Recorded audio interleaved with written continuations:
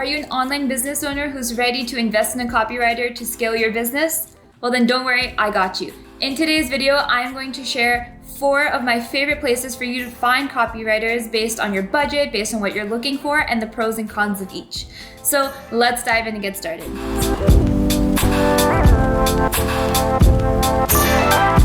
First, my name is Alina and I am the Chief Copywriter at the Azad Agency, where I share copywriting tips and behind the scenes for online businesses. And I can't wait for us to chat copy. So let's dive in.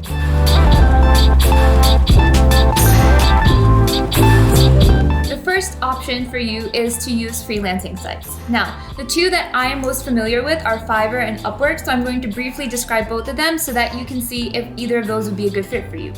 Fiverr is more of a done-for-you, pre-packaged gig type of platform.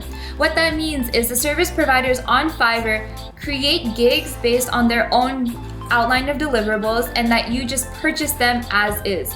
Maybe sometimes it's some modifications. For example, someone will be selling 5 emails for $100, and so you would just purchase that gig and they write the emails for you based on the delivery date, they deliver it to you, and that's it. There's no email correspondence, everything is done on the platform, and the rates are basically predetermined without a lot of negotiating. And that's because on Fiverr, they really hone in on the idea of making things affordable, so when you're on Fiverr, you're already getting some of the cheapest rates that exist in the industry. Now, one thing to keep in mind is that on Fiverr, there's no way for them to actually prove to you that they know about the service that they're offering, or you may actually have to ask for some type of proof if you want some type of portfolio, and not everyone will offer that, but it's something to keep in mind in case you are interested in Fiverr. And also, never neglect to read the reviews. Upwork is a little different because on Upwork, the person buying the service, meaning the business owner, puts up a job posting essentially for either an hourly ongoing contract or a fixed rate project. They describe what the project is. Usually they'll give some type of idea of what their budget is based on an hourly rate or a project rate and their timeline and all of that.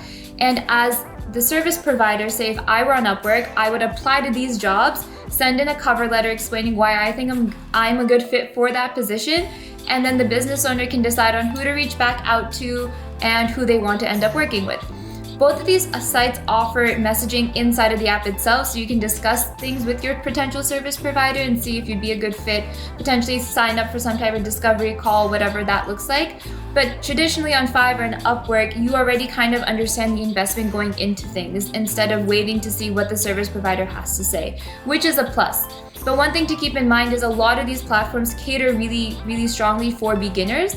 So in terms of the service providers. So as a business owner, you may have to take on that risk of knowing you're paying less for a service, but that you're supporting a beginner who may need a little bit more support, or you may need to do a little bit more editing with them. That's not universally true at all. I'm just saying that if you are going to use Fiverr or Upwork, then you need to look into more about how qualified that person is, ask for a portfolio, look at their reviews, and determine if that would be a good fit for you and if you're comfortable with that situation.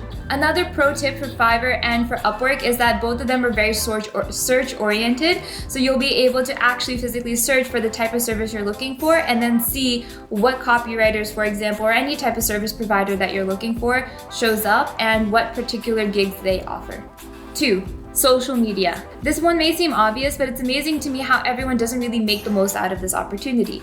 On Instagram and LinkedIn, for example, those are where I would recommend you start. You can actually search for copywriter or launch copywriter or health copywriter, and people who've actually decided to label themselves as that type of copywriter in their bio will show up. As more and more copywriters are marketing themselves on social media, they're more comfortable with sharing what it is they do on their Instagram profile, so you'll actually be able to find people really easily on these apps and connect with them. You can look at their profiles and see if they have any content that you resonate with that makes you really confident in their abilities. You can DM them to learn a little bit more. Often on these Instagram profiles, they'll even have links where you can learn more about them through their website or through other means. So that's a really great way to do it. On LinkedIn, the reason I recommend that is, again, people will label what it is they do in their profile or in their heading. So that way when you search for it, you're more likely to be able to find people who do that. Another thing that you can do on social media is on your stories, you can say, hey, I'm looking for a copywriter. If you know anybody, please refer me. That way you actually get that added benefit of being referred copywriters that have been proven to help other business owners, especially if you know other people in your niche or in your industry or in business itself who've used copywriting services in the past. They'll be able to do that. That leads into number 3, which is essentially referrals. Now, I explained how you can do it with social media, but with referrals, you can do it also on a personal basis. If you know other business owners through coaching programs or just through networking, asking them, hey, I'm looking for a copywriter. Do you know anyone that you recommend? I'm really certain you at least know one business owner who has outsourced to a copywriter, because it's becoming more and more of the norm as business owners learn that they can't just do everything themselves. If you know a business owner who has used a copywriter in the past and you connect with that copywriter, then that'll really help you, because you already know that they've done good work for someone you trust, and they'll most likely be able to do that again for you. And again, with all of these recommendations, never be afraid to ask for a portfolio or for samples of work so that you know that they write in a style that you really resonate with. Not all writers are the same. That doesn't mean one writer is better than the other, but sometimes the tone or the writing style can make a difference in terms of what your business or brand voice is. Another thing you can do, and again, I saved this one for last, is you can look on YouTube. On YouTube, you can always look for copywriting types of tutorials or tips, and half the time, like on this channel, they're given to you by someone who's in the business of copywriting.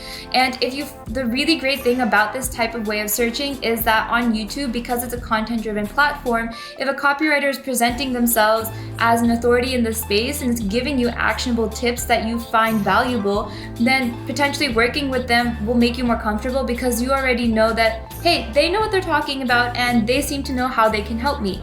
And it's always great because that kind of removes some of that barrier to entry there, because when we're looking for service providers to help us with something, what we always want to know is, do they know enough to help me? Or do they know more than I do to be able to take my business to the next level? YouTube is a really great place for that. And this is beyond just copywriting. This is for any type of service provider.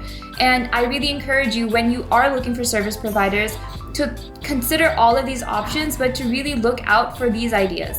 1, do they have a portfolio? And I've said this again and again, but it's so important. Do they have a portfolio with samples of work that you resonate with or that you think can translate well to what it is you're looking for?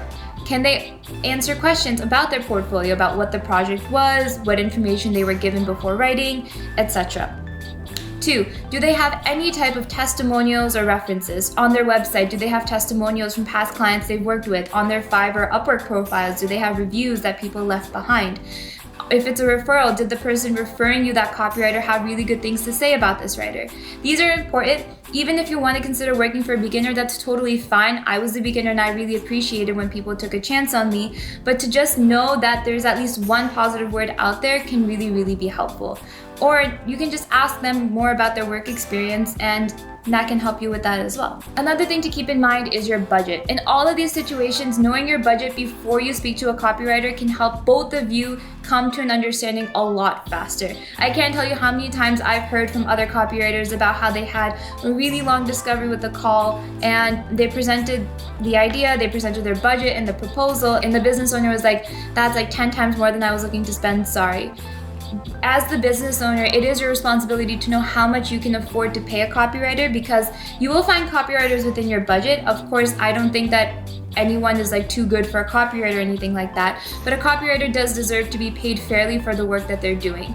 And being able to present that and keep that open communication there will help both of you, because the copywriter needs to get paid to keep their business running, but you also need to be able to afford it to keep your business running. So it is a mutual relationship. And about their pricing, their baseline pricing, if you check out their websites, you'll see a lot of starting at X amount of dollars for the investment. So before you get in touch with a copywriter, try and see if you can figure some of that out initially.